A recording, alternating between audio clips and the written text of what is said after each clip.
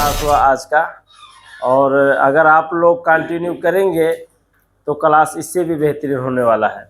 लेकिन आप लोग कम से कम यहाँ पे प्रेजेंट रहिए, आते रहिए मंगलवार को। इसको कंटिन्यू करेंगे तो देखिए अभी आज कितना अच्छा जानकारी हुआ हमारे सभी लीडरों के माध्यम से, और ये जानकारी ही हमें आगे लेके जाएगा। क्योंकि आपको अगर अपने गांव से बाजार में जाना है तो सबसे पहले क्या चाहिए, क्या चाहिए सर? सबसे पहले आपको बाजार में जाना है, अपने गांव से बाजार के सब्जी खरीदने के लिए, तो सबसे पहले आपको क्या चाहिए? रास्ता। किसने बताया? रास्ता। यस, रास्ता चाहिए। अरे पैसा तो चलो उधार भी ले आओ, या कोई धन दे के पहले होता था ना कि मैं तुमको ये सामान दिया, तुमने वो सामान दिया, साटा साटी, ऐसा भी कर सकते हो, पैदल भी जा सकते हो, लेकिन रास्ता तो चाहिए ना। ये जिसे कहते हैं जानकारी, किधर से जाना है, तो जानकारी होना बहुत ज़रूरी है, और वो हमें यहाँ से मिलता है। अगर आपको अपनी ज़िंदगी में डायमंड बननी है तो जानकारी तो होना चाहिए ना, है कि नहीं है? सो बहुत बहुत धन्यवाद आज के host powerful leader star agent mister Purna Bahadur Tawang sir, please उनके लिए एक जोरदार ताली।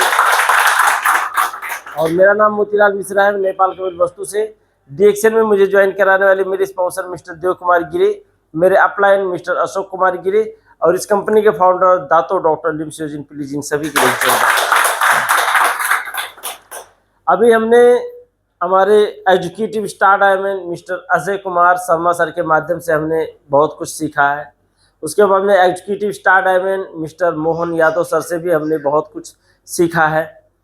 अभी मैं सिर्फ इतना कहूँगा सर कि हम सब जितने भी लोग आज इस हॉल में बैठे हैं, कोई डायमंड भी बैठे हैं, कोई अभी नए हैं एकदम, कोई स्टार एजेंट हैं, कोई मेंबर हैं, सब प्रकार के लोग यहाँ पे हैं, लेकिन सब लोग मनुष्य तो है ना। और मनुष्य के रूप में अगर हमारा इस धरती में आगमन हो चुका है, मतलब कि हमें अपने जीवन में सक्सेस को प्राप्त करना जरूरी है। कोशिश करेंगे हो जाएगा तो ठीक है, नहीं, जरूरी है, सक्सेस प्राप्त करना ही है। किसी भी सेक्टर से, किसी भी क्षेत्र से करो, लेकिन जीवन में सफल होना ही पड़ता है।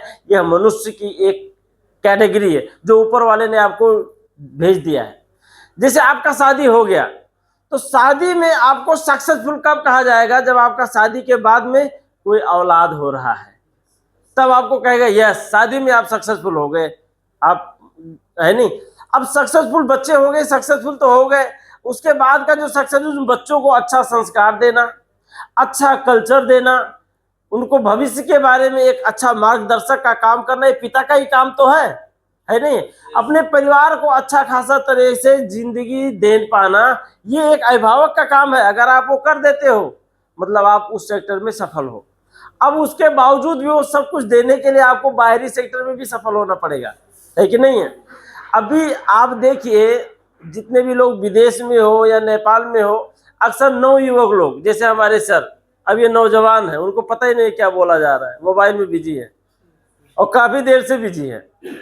अब उनके दिमाग में यहाँ का बोला हुआ कोई भी पॉइंट नहीं जाएगा, क्योंकि आपका दिमाग इधर नहीं है, आपका दिमाग इधर है ना। अहिले बस जस्ट क्लास में जो पछि आएर त्यो सीधा वीडियो कॉल कुरा गर्छु नि, तो मतलब ध्यान उधर है। अब इसको रिप्लाई क्या दूं? नहीं, तो आपको लेना है। तो ऐसे कुछ युवक यहाँ पे हैं, उन युवक में अभी एक चीज का बहुत तगड़ा जोश चढ़ा है। मैं एक बार गिरनमूल गया था, तो दो युवक को चलते हुए उधर से आते हुए और स्पीड गति में आते हुए देखा।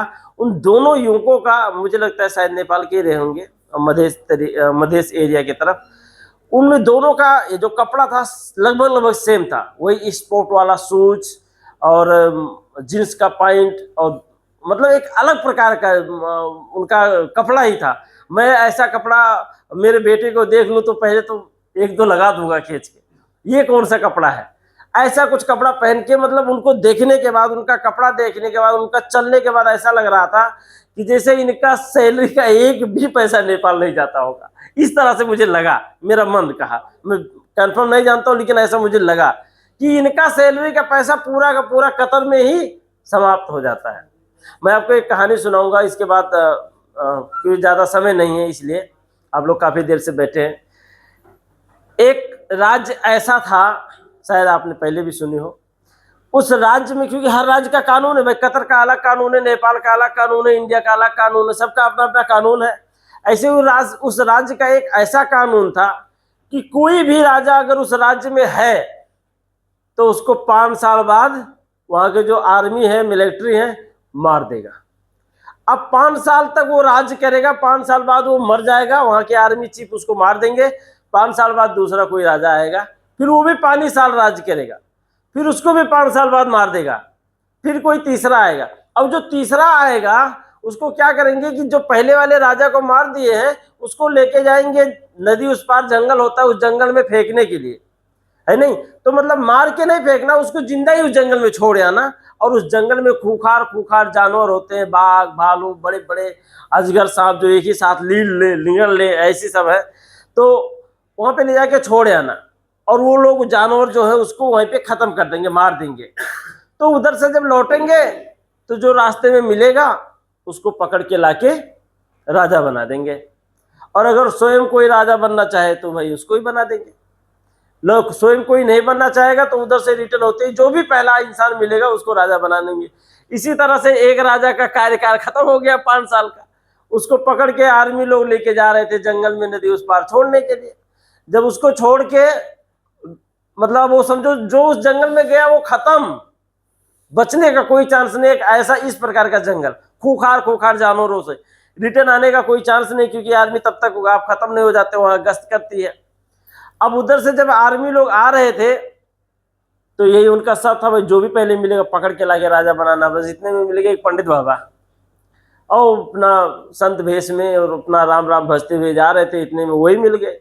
बोले चलो चलो चलो पंडित जी, चलो बहुत हो गया राम राम, चलो राजगद्दी पे। बोले हाँ, राजगद्दी आपके लिए, वहां राजगद्दी इंतजार कर रहा है, इस देश का राजा आपको बनना है।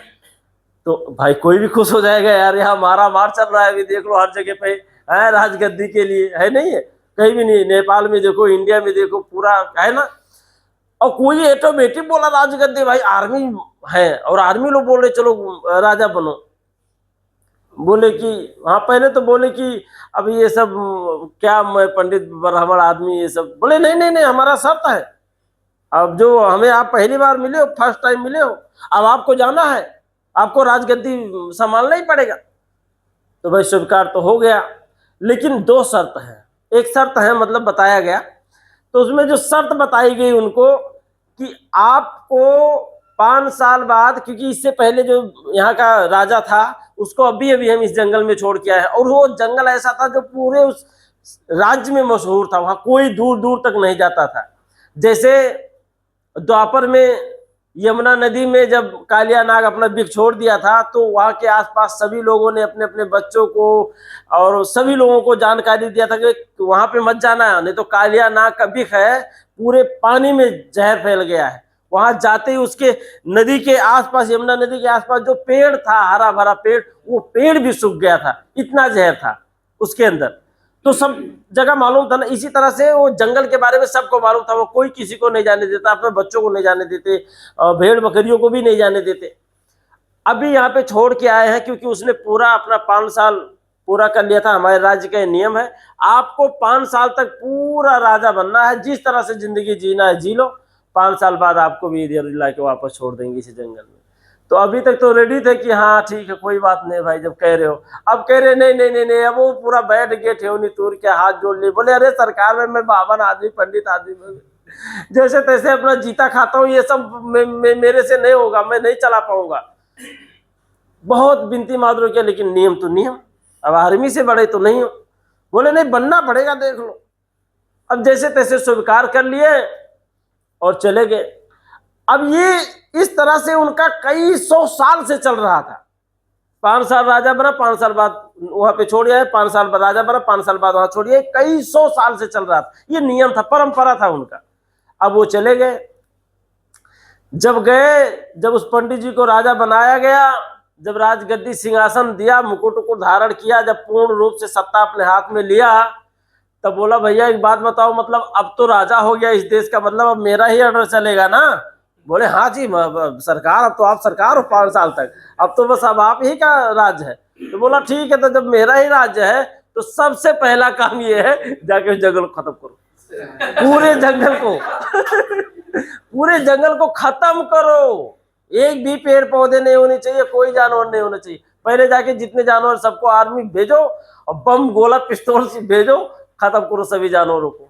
जी सरकार, जैसे आप क्या किया, सारे जंगल के जानवर को जो चिड़ियाघर में रखने वाले थे उनको लाके चिड़ियाघर में रख दिया गया, जो मारने खूंखार जाता थे उनको वहीं पे मार दिया गया। पूरा जंगल साफ कर दो, रास्ते बना दो, कुछ जंगल के पेड़ काट दो, वहां पे पार्क बना दो, कुछ जगहों पे घर बिठा दो, बिल्डिंग बना दो, सिटी वे जैसे जैसे बताया ऐसे ऐसे 5 साल के बाद, मतलब 5 साल के अंदर अंदर नदी उस पार जहां लोग जाने नहीं लोगों को देते थे, खूंखार जानवर रहते थे, अपने इस देश से बेहतरीन एक सिटी उस जंगल को बना दिया उस पंडित जी ने।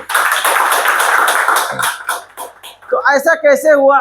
मतलब इस कहानी का जो मैसेज है वो क्या है कि कुछ लोग जो राजा बनते थे वो कह रहे थे बन गई तो बन गया यार, 5 साल का उम्र है साला, 5 साल में खाएंगे पिएंगे मौज उड़ाएंगे और क्या, उसके बाद जाके खत्म। अब ये खाएंगे पिएंगे मौज उड़ाएंगे और क्या, छोटी सी जिंदगी के चक्कर में सैकड़ों राजा 5 साल में अपना कार्यकाल खत्म करके मर गए। लेकिन पंडित जी ने ये नहीं सोचा। पंडित जी ने सिर्फ 5 साल बाद वाला दिमाग में रखे कि 5 साल बाद में मुझे उधर जाना है, इसलिए पंडित जी 5 साल बाद का प्लान आज से शुरू किया। वो पंडित जी मतलब डीएक्शन वाले ही हैं। आज ओके, आज डीएक्शन के बाहर वाले भी पैसे कमा रहे हो और जो डीएक्शन में वो भी किसी न किसी कंपनी में पैसा कमा ही रहे हैं, ऐसा नहीं कमा रहे। तो ये जो डीएक्शन वाले हैं, ये आने वाले कल में जब हम अपने मुल्क पहुंचेंगे 5 साल बाद, तो यही डीएक्शन ना करने वाले लोन लेकर मोटरसाइकिल खरीदेंगे और यही डीएक्शन वाले अपने सिर्फ 2 महीने के सैलरी से ही मोटरसाइकिल खरीद लेंगे। यही फर्क है।